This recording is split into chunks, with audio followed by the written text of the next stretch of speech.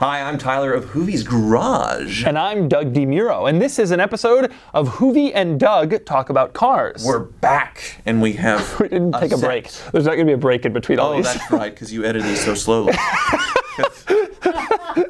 But we have decorations now. We've upped the budget by dozens of dollars. Hello, today we are talking about the best American car ever. The best American-made car ever. I have a little list on my phone, but I'll let you go first.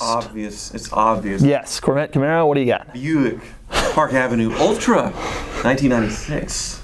Yeah, it's the best American car ever. Okay, and why do you believe that? It's very powerful. What? How much? 240? I think it's 260 horsepower, actually. Don't short it. Don't short it. Supercharged. So it's got a very exciting engine. The comfort is off the charts. It's one of the last cars to have real pillow top seats that were just infinitely adjustable. It has the volume knob that moves when you touch the steering wheel on the radio. It moves. Yeah. And it's just a supremely comfortable, quiet car that we don't get anymore. It's the highest evolution of that land yacht as far as Buick went, I think. I mean, you can kind of say that with the Roadmaster, which the Roadmaster estate wagon, another excellent choice, but it's Buicks from the 90s. 90s Buicks. Most certainly. We're talking about the greatest American car ever Certainly. made. We're not. Do you realize we're not talking about the greatest 90s Buick? No. This is the greatest American car of all time. They are. They are.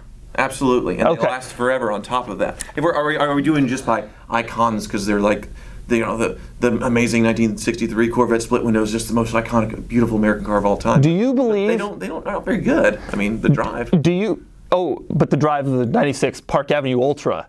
That's to cruise cross country, and it's the best. Can I ask you a question? You're saying you don't want to say a car just because it's iconic. You want to say a car that you actually think is right. That would hold up too. I'm thinking just all around the best car of all time, and that car, those are good for 300,000 miles. Are you therefore implying that you believe that the 96 Park Avenue is in fact better than the split window? In many ways, yes. In many ways. Uh-huh. Absolutely. Okay. Huh. It's a good styling too. It has a very attractive styling. It has those turbine wheels, especially if you got the touring package. There's two that rivals people. The split window, I think, in styling terms. There's two people who would agree about this topic. You and Jim Smith Buick in '95 when the new '96 models were rolling off the line. Right. Well, '96 was last year before they got all blobby. Okay. They're still good cars after that, but okay. Do you want the correct answers? Do you want me to go through the correct answers? Okay, let's hear the standard answers. Go ahead. What the Go ahead. standard? You have to look at your standard for a reason. You have to look at your phone and say a '65 Shelby GT3. Look, I'm going to start with the Model T. This car, the production line. I mean, this was one of the most important production products in history. But the Model A's better. Okay, but we're on a level of the car industry. This was probably the most important car to the car industry in the history of the car industry. Yeah, but much better and much more important was the Model A. I mean, because we got so many advances with the Model A. Well, that was I more. would therefore argue that we got a lot of advances with the current Buick LaCrosse over the '96 Park Avenue. No, we didn't. We got power. We got auto braking. We had things. Those are important things. No, but you feel you didn't need any advances beyond '96. The backup camera, they don't need that. Xenon headlights. The bumpers could actually be your backup camera. You had real bumpers that wouldn't fall apart. Yeah. They implemented backup cameras because people were hitting children.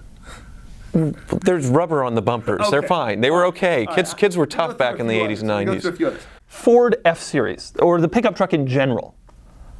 Yes, that is a very, is it the best though? Fords? Are they really the best? I mean, the pickup the truck. best selling, but are they the best? Well, then Chevy, you pick whichever one you want. The pickup truck is like the backbone of this country, the middle class, the workforce, the Midwest for years and years and decades, even still. But what's the best pickup truck? Well, that's maybe a debate. But the point is, don't you think that the pickup truck, given its capabilities and given all that it did for America, and doesn't that have a... So now instead of cars, we're picking generic vehicles. So the coupe is the best car of all time. A coupe. Sedan. And the sedan is the best car of all time. Oh, fine. Then I'm saying the F-Series. But I'm saying... phone in a list and you're... I'm saying you can choose which pickup you like. What do you like? The Chevy pickup. It became the CK and then the Silverado. Well, yeah, that GMT probably. Sure, whatever. 400 series, I think, was started in '98. But I could probably the best as far as durability-wise, pickup truck those are ever great. made of all time. But and they rode so nice. It brought us into the modern era where people were really like, wow, I could daily drive this pickup truck and it would be just as comfortable as any car. And that would probably be... This is the 98 to 05, 06. Yeah, 06-ish, yes, I would say. Well, 07 too. If you want to pick a specific generation, fine, something. But I'm saying the F-Series we can trace back to the 40s, you know, and look at really how it came out as like this utilitarian workhorse vehicle, and it was used by farmers, by ranchers, by builders. I mean, that car built, you know, vehicles like that built this country. Now, the 96 Park Avenue, I have to admit, a lot of 80-year-olds did drive those to shuffleboard, etc. Right. So it also had some importance in that range. We're talking about best cars. We're not. I mean, we can. There's great cars that didn't sell very well. All right. That are the best. Fine. You're upset generic. because I'm saying icons, and I should be saying car that's simply the best. The best. So, all right. What about the Chrysler minivan? Do you like the original? Yeah. You picked a specific model year for some reason, but yeah, the Chrysler minivan, just generally the Chrysler minivan. I could argue that's the best in the way the Park Avenue is, except it was far more important and also great. It mobilized families that you could seat 7, and that was the first of the first. You're going back to icons now. Well, but also best. It was improved upon by so many others that Wait, are you telling me the 96 Park Avenue wasn't improved upon by anybody? That's the pinnacle of automotive luxury. From I mean, as far as an involvement over 100 years, basically, and then we lost it. It was all downhill from there. Do you own 196 Park Avenue right now? I just sold it, actually. You know, the interior of that car is not great. Oh, it's great. What are you talking about? A pill? Okay, is this going to be a whole episode of Park Avenue? Apparently. No, it is fantastic. It's slow. It's probably got a 4-speed. It gets 13 miles per gallon. No, much better than that. Much better. 16? And it's well in its 20s. A Cadillac. Oh, God, that's the kind of thing that people say when they have cars like that. I talk to people at Cars and Coffee who have Panthers, and they're like, you know, I get 40 on the highway if I drive it right. Panther. Okay, Panther, you got one. The Lincoln Town Car, there's another one of the best cars of all time. Durability-wise, they were taxis. They lasted for 1 million miles as taxis and squad cars and everything else. And then you could get a luxury version Lincoln Town Car. They were just so well built. They were styled conservatively, but they were styled well. I think they've aged well, and they're just very comfortable, capable. So, but to you, I guess what we should be doing is defining best, because to you it seems like best means comfortable and low technology. The best. What's which is fine, but I would argue that most other people don't feel that way. This is like the Be Best campaign. We don't know what it is. But do you kind of agree with me? Most people would not say that comfort and low tech. Now, my father, who's 70, he'd probably agree with you. I'm thinking multifaceted, a car that was very important that's also really good. You think So, Park Avenue well, okay, I'm willing to transition over to the Panther platform now that I think about it, you because think Panther's better?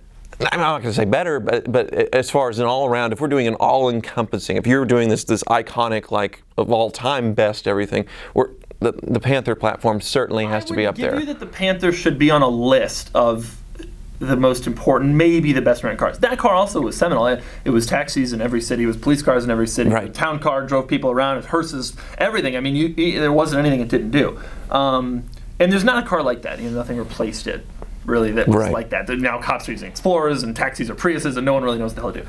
But, I mean, the Corvette, the Mustang, the Camaro. Okay, so I mean, these are generic cars. You don't have a best year, favorite one? Well, the newest Corvette, I think, is an incredible car. It's a sports car that's also fairly luxurious, incredible technology. The price now is insane. People look at it and say, "Oh, the Corvettes are so expensive." But if you look at inflation, Corvettes cost the same now as they did in the '80s. Right. But now they have, 3 times as much horsepower. The transmission is so much better. The interior is so much better. These are like the newest car is always going to be the best. But we've kind of expected that from Corvettes. I think the first time where we really turned our heads and went, "Wow!" Maybe it was the ZR1 or the first Z06, right? From the C4 or the C5. A C5 Z06 is a great car. That might be the best Corvette ever, because it just blew everybody's minds. It was the first time on the ZR1, I think, and then the C4 as well. The first time I looked at a Corvette and was like, okay, this really isn't a joke. I would have trouble, though, if we're talking about truly the best and we're trying to narrow it down to a year, I would have trouble not saying it's something new. The cars today are so good. The technology is incredible, and what you pay for. Like, we're paying on an inflation basis. I mean, talk about Buicks. Right. The Park Avenue back then, now, for the same cost, if you adjust for inflation, you get self-driving, not full, but you get forward collision warning, you get cooled seats, you get cameras all around, etc. But you lose, seat vibrates. You lose pillow top and Dyna-Ride. And to you, that is what makes the car. Right. Better. Exactly. So let's pin you down. The best car of all time, the model year, whatever. What is it? Best American car? Oh, best American car. What is your best American car? I got to pin you down. One best year, make, model. What is it? 05 Ford GT. Of course it is. Am I wrong? Of course it is. That is a real. I did finally get to drive one. It was an amazing experience, and I truly think that. Yeah. I would say that's the best American sports car of all time. As hard as it is to prop up your ego.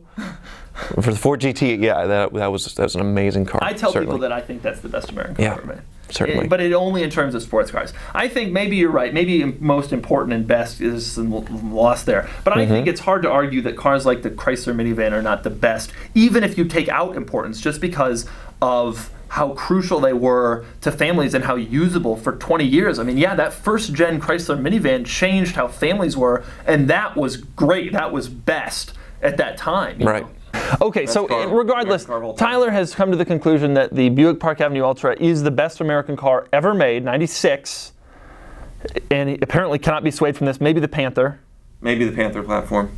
Although I might have just been outmatched by the Ford GT, I'll admit. I'm supportive of technology and all that stuff, so I think like a new Corvette, new Camaro, new Mustang, those are all amazing cars. The Chrysler minivan, I think there's a lot of cars that are better than the 96 Park Avenue, but if you own a 96 Park Avenue, your resale value probably just went up by 3%, $84.